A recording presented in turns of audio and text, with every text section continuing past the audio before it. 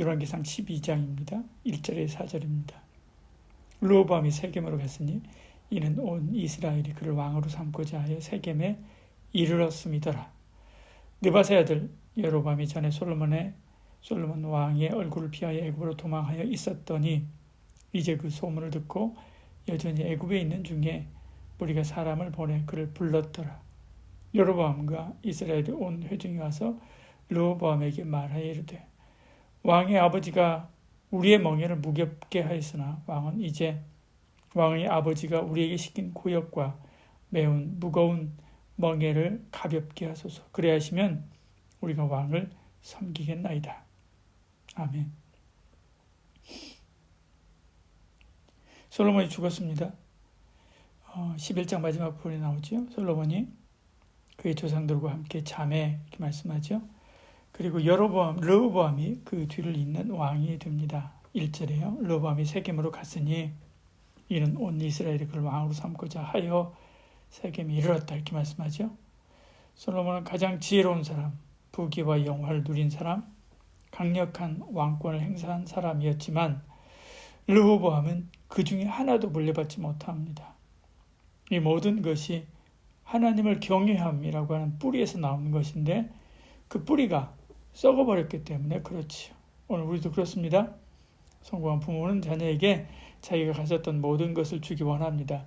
온갖 편법을 다 동원하지요. 그러나 가장 중요한 것은 여호와를 경외함이 지혜의 근본이고 지혜에서 이 모든 성공과 부귀가 나온다고 하는 것을 잊어버리곤 하지요.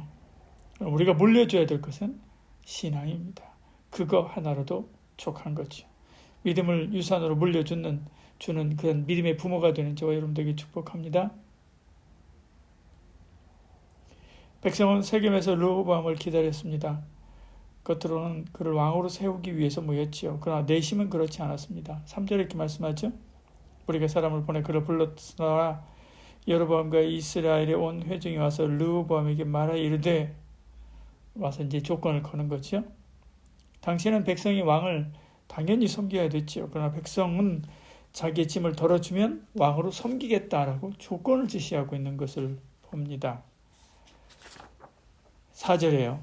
왕의 아버지가 우리 멍에를 무겁게 하였으나 매운 무거운 멍에를 가볍게 하소서. 그리하시면 우리가 왕을 섬기겠나이다 이야기하죠. 르호보암은 백성의 뜻을 읽지 못합니다. 자기는 당연히 왕이 될 줄 알았고요.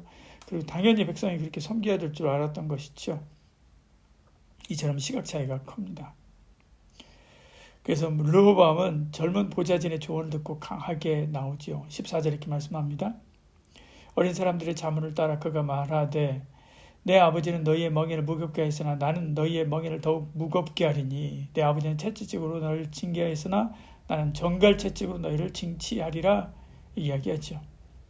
백성은 그에게서 등을 돌립니다. 귀를 기울여야 삽니다. 하나님의 음성에 귀 기울여야 되고 사람의 음성에 귀 기울여야만 하죠. 그렇지 않으면 르호보암처럼 망하게 되죠. 이때 백성의 뜻을 잘 알고 있던 사람이 여로보암입니다. 그는 백성의 편에 서서 르호보암과 협상했지만 잘 안 됐지요. 그 백성을 데리고 그는 북이스라엘을 세우게 됩니다. 르호보암은 그들을 반역자로 몰고 전쟁을 하려 하지만 하나님은 형제와 서로 싸우지 말라라고 말씀합니다. 그러자 이에 순종하고 돌아가게 되지요. 여로보암은 두려웠습니다. 만일 예루살렘 성전으로 제사드리러 가게 되면 결국 백성이 다윗의 집으로 돌아갈 줄 알았던 거지요. 그래서 그가 고안한 것이 예루살렘 성전 예배를 대체할 금송아지 종교를 이었습니다. 그 종교를 그래서 세우는 거지요. 28절에 말씀합니다. 이에 계획하고 두 금송아지를 만들고 무리에게 말하기를 너희가 다시는 예루살렘에 올라갈 것이 없도다. 이스라엘아 이는 너희를 애굽 땅에서 인도하여 올린 너희의 신들이다. 그렇게 이야기합니다. 르호보암은 백성들의 소리에 귀 기울이지 못했지만 하나님의 음성에는 귀 기울인 걸 보지요. 그러나 여로보암은 백성의 소리에는 귀 기울였지만 하나님의 음성에는 마음을 닫았던 것을 봅니다. 그 결과 르호보암은 어려움이 있지만 하나님의 도우심이 늘 있었습니다. 그러나 여로보암은 우상 숭배로 자기와 자기 백성이 모두 다 망하는 것을 보지요.